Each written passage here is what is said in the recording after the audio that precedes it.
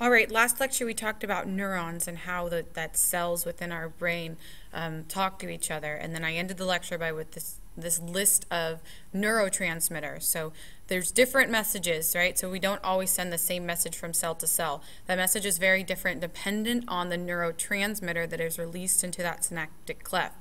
So we're going to organize these with a chart. I want you guys to focus on what the neurotransmitter is, what its message is or what it does, and then again importantly, like what happens if things go wrong. All right, we're going to start with looking at, if it goes to the next slide, there we go. So transmitter, function, what its message is, and what happens when it malfunctions or go wrong. The first one is acetylcholine. Acetylcholine really has a lot to do with muscles, learning, and memory. All right, so that's going to be my my functions within the brain and within the cells. So anything that in my brain that has to do with muscle action and then learning and memory is going to involve the neurotransmitter acetylcholine.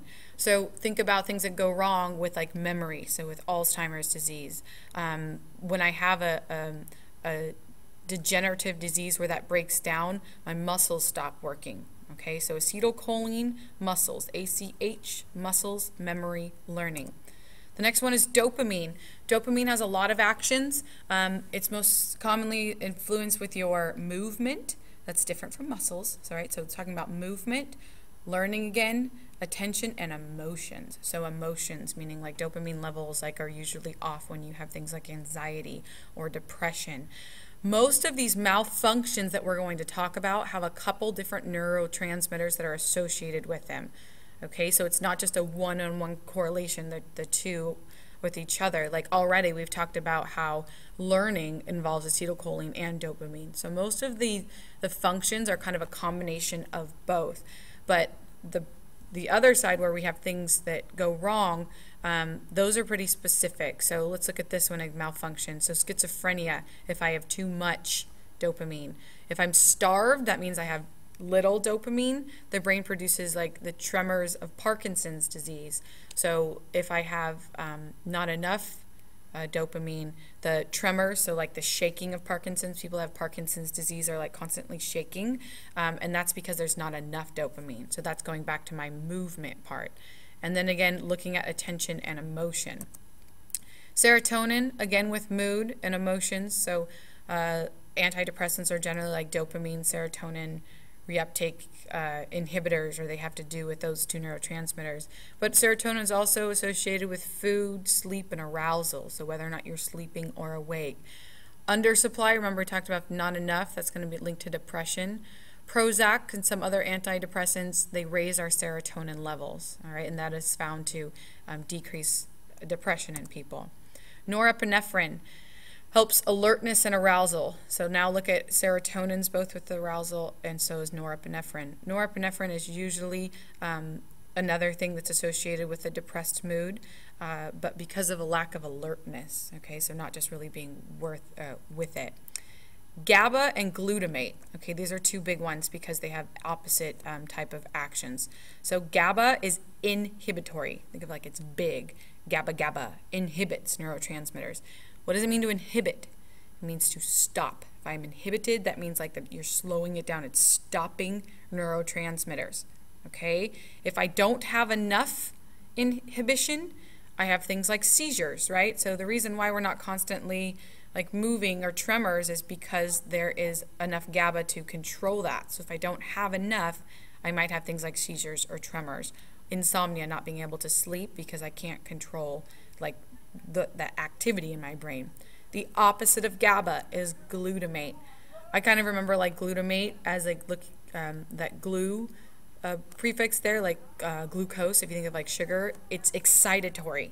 So GABA inhibits, glutamate excites.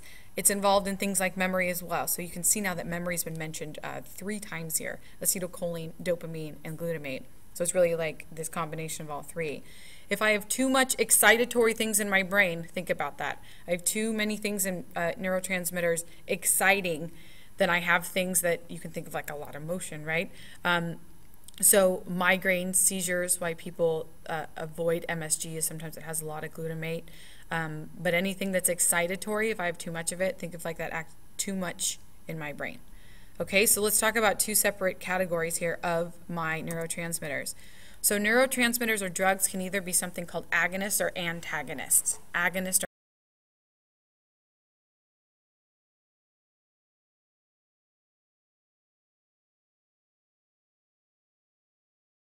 or antagonist.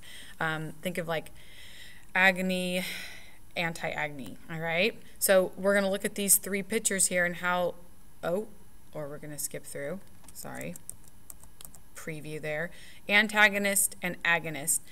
Look at these pictures here and what they're showing us. But look how it's like a puzzle piece here, how they fit together, and how this doesn't fit quite in there and that doesn't fit quite in there as well, all right? So let's start with an agonist. Again, this is a brief little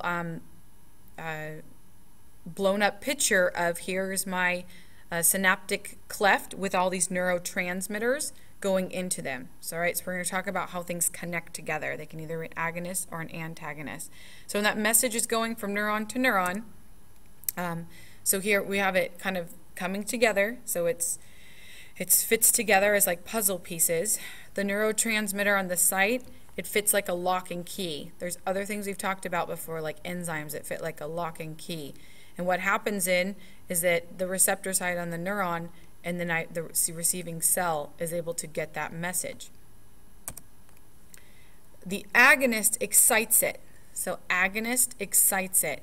It's similar to a structure of the neurotransmitter. It mimics. I should have said that before, and I'll go back and put that in. But when I'm talking about agonist and antagonist, they mimic the neurotransmitter. In this case, so it says morphine, for instance, mimics the action of endorphins. So the agonist mimics the neurotransmitter. Mimic means that it's not the actual neurotransmitter, but that it mimics its effects. Versus an antagonist and inhibits. All right, so mimics, antagonist inhibits it. All right, it's a structure similar to a transmitter to occupy the site and block it. Okay, so there's not enough to stimulate the receptor, but it doesn't let anything else bind with it. So if you look down here, it says poisoning paralyzes its victim by blocking the acetylcholine receptors involved in muscle movement. So it's not that the acetylcholine is lacking, it's that there's an antagonist that blocks where the neurotransmitter is supposed to bind. Okay, so an agonist and antagonist are not the neurotransmitter. They mimic the effects or they block the effects. An agonist is going to mimic it. An antagonist is going to block it. Okay? We'll talk about what these have to do with different drugs later on. But these are big. Most drugs, especially drugs of abuse, mimic different neurotransmitters in our brains.